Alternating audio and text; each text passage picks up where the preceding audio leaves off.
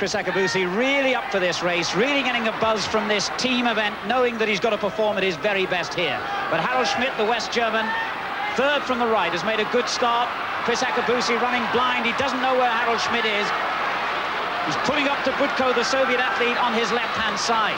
Akabusi well placed at the moment, but right in the center of the picture there, Harold Schmidt, then Alonso, the Spanish athlete in the red vest and blue shorts. Also going well, the Frenchman Gonningham in the long blue shorts. But Akabusi, who always goes out very, very hard for the first 300 meters, has done so again. And in a really good challenging position here with 2 hurdles to go. He's up with the great Harold Schmidt. What a start this could be for Great Britain. Schmidt on the inside, all in white. Akabusi pushing hard, and Akabusi's got him. And a marvellous start to Great Britain's challenge. And a marvellous time as well for Akabusi. 48.96 the time, and Chris Akabusi has beaten the 5-time European champion Harold Schmidt and given Britain the perfect start to this European Cup. Dalton Grant's form going to Gateshead is patchy. His confidence is high. Grant promises a British record, and he delivers. 2 meters 32. Once again, Grant produces the goods when it matters. It's another British victory and another 8 points. Steve Backley, like Grant, has come through the junior ranks. Backley is a very mature 20-year-old. Even with the Czechoslovakian world record holder Zalesny in the field, Backley is the favourite. His 10th throw over 80 metres this year is decisive, 82.92.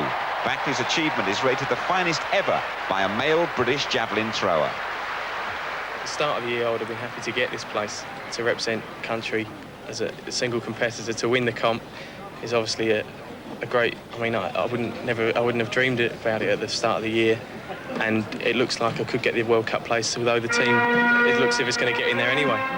Now Linford Christie tries to become the first man to retain the 100 metres title.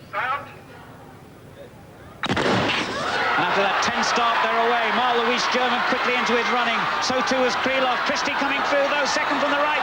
Linford Christie under pressure here, but he's still going to win it. Yes!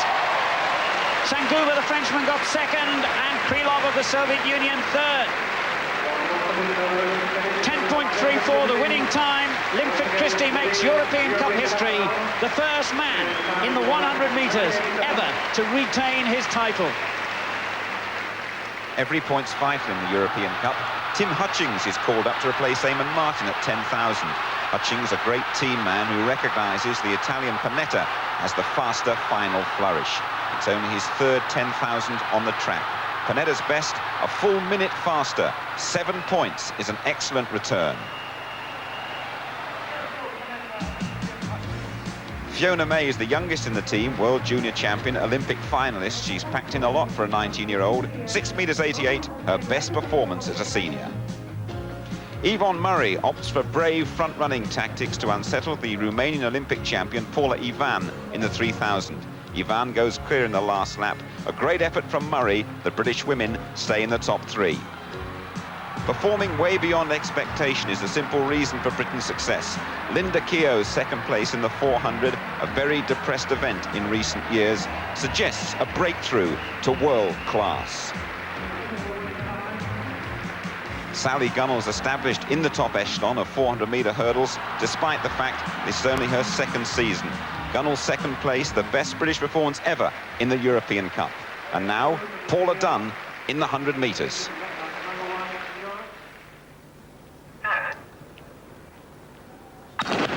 Good start made by Smolarek of Poland, second from the right.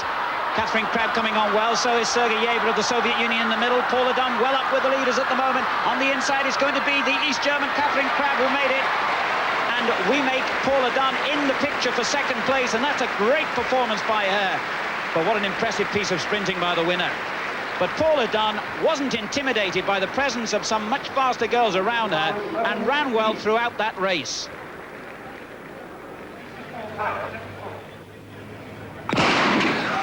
Tony Jarrett, inexperienced at running relays, but basically a very quick sprinter. And that looked a pretty smooth opening run by him as he hands on to John Regis, and a good changeover as well. Trying to watch everybody at once here. It's a commentator's nightmare, this, but certainly we're going well. Great Britain at the moment as Marcus Adam takes over from John Regis, and another another smooth changeover.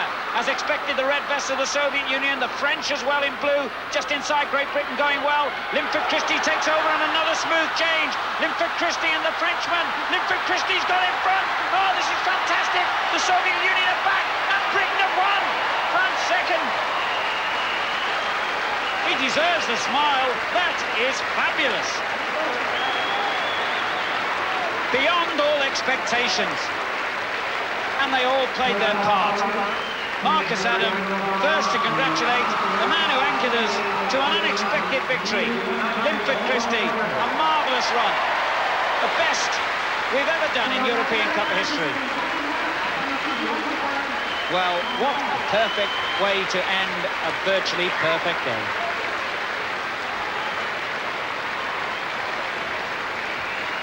Well, we've had a very good team talk, you know, and we know that the game's not over till the fat lady sings, so as Frank says. And, you know, everyone's coming out here to be determined. And it's not so much, you know, it's not individuals in this game. It really is a team effort. And we're relying on the guys who expected to come 6th and 7th just to get that one extra point. And it's that one extra point that's going to make us go to Barcelona or not. 5 victories on the first day. Britain the lead, 63 points, 11 clear of the Soviet Union. The East Germans well behind on 50. The women are third.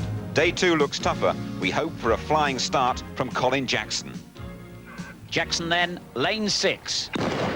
Vital that Jackson gets ahead early. That's when he relaxes. That's when he hurdles at his best, and he is ahead. Shishkin of the Soviet Union, second from left, going well, but Jackson surely is going to win it, barring accidents now, and Jackson wins it. Shishkin second, Schwarzkopf, West Germany third. A terrific run by Colin Jackson, and that gives us the perfect start to day 2 of the European Cup. Just as Chris Akabusi sent us on our way with victory yesterday, Jackson repeats the trick today. A brilliant run.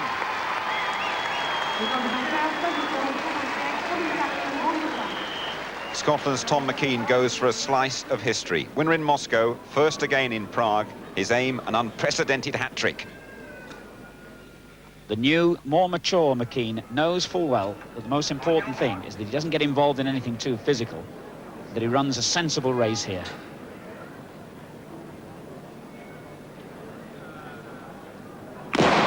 Two laps of the track then, the men's 800 metres. It's a good lineup.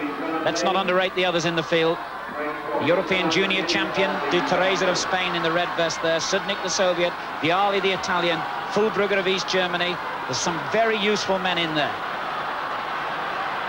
First to show is Peter Braun, the West German, who's third in the 1985 and 1987 European Cup, behind, of course, Tom McKean, number 18 there, having to use his elbow just to gain possession of first place, and it was quick there, and there was a little trip at the back involving Fulbrugger, and suddenly it slows when Tom McKean gets in front and is able to dictate the pace. On his shoulder, 177 Viali, the Italian world indoor bronze medalist. Here, the tall Czechoslovak, all in white, running in lane 2. But McKean is dictating this race from the front. They reach the bell. Steve Ovetti, 54.31. It's slow, but Tom's in the perfect position. He really is commanding this race at the moment. He's only got to stop people from coming past him by accelerating, and that means that the other guys are going to run by. So he's in the perfect position at the moment, Alan.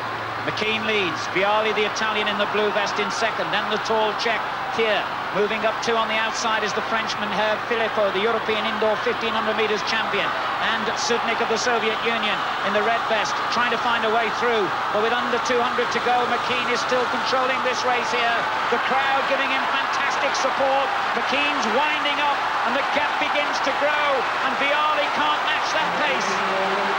Is McKean on his way to an historic third European Cup triumph?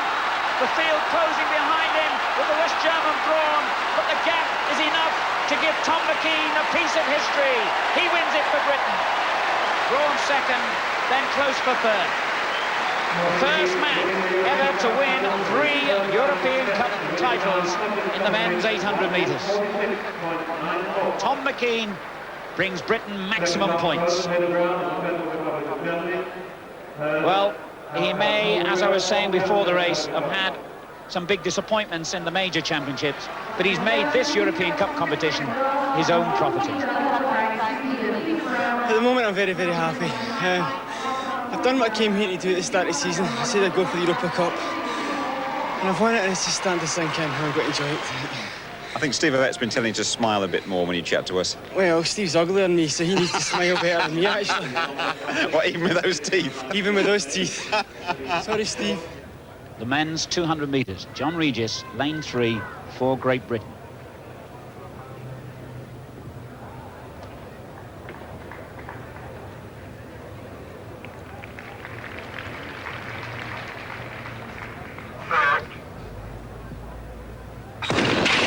Regis quickly up and quickly running. A good bend, helped the West German, got off surprisingly well, second from the left there. Regis looks good at the moment, Krilov's up with him. Sanguma on the other side, Regis being roared on here by the crowd. Watch too for Tilly, the Italian nearest to the camera, but Regis has won it! Terrific performance by John Regis. Number 1, the finger he holds aloft. Number 1 is position. Sanguma, the Frenchman, was third, and I think Tilly, the Italian, second. But to paraphrase a famous saying, who cares? John Regis won it, and that's the most important thing for Great Britain this weekend, because that was a pressure race for him. At 5,000, Buckner, like Hutchings, faces an Italian with a strong finishing kick. Now, the crowd will give Buckner the lift he wants, but Antibou sprints into the front. Jack can't go with that, but in a sense, for Britain's prospects, it doesn't matter. Antibou wins it, but Buckner comes home second with 7 points, and that should be enough. It is. Britain are there. A World Cup place guaranteed. The women finished third. To win the European Cup, the 4x400 relay team must beat the Soviet Union. The team's weakened. No Black, no Redmond, no Brown. There's a fall there involving the Italian. It doesn't really matter. It's not affecting the British position as Todd Bennett takes over now in 4th place. And of course, Chris Akabuzi, as ever, ran a fine leg, 45.3, and look at Todd go. Yes, Todd Bennett flying down the back straight now. He's moved through to 3rd. Still just out of the picture. There he is now. What a great leg this has been by Bennett. He's picked up 2 places already here, and now he's attacking the Spaniard. Fabulous run by Todd Bennett. And that's really brought us into the picture for victory in the race, never mind the match. Great run by Rod Bennett. Brian Whittle awaits for the final leg. It's close with the Spaniards and the West Germans. Now can Whittle seize the initiative. The West Germans in the lead with Ralph Lubka. Brian Whittle in 2nd place for Great Britain. The Spaniards lying 3rd. Bennett split was 45.6. The East Germans coming through as well, and the French now moving into 3rd. So it's West Germany, Britain and France. The whole crowd is on its feet here in the Gateshead Stadium, urging Whittle on.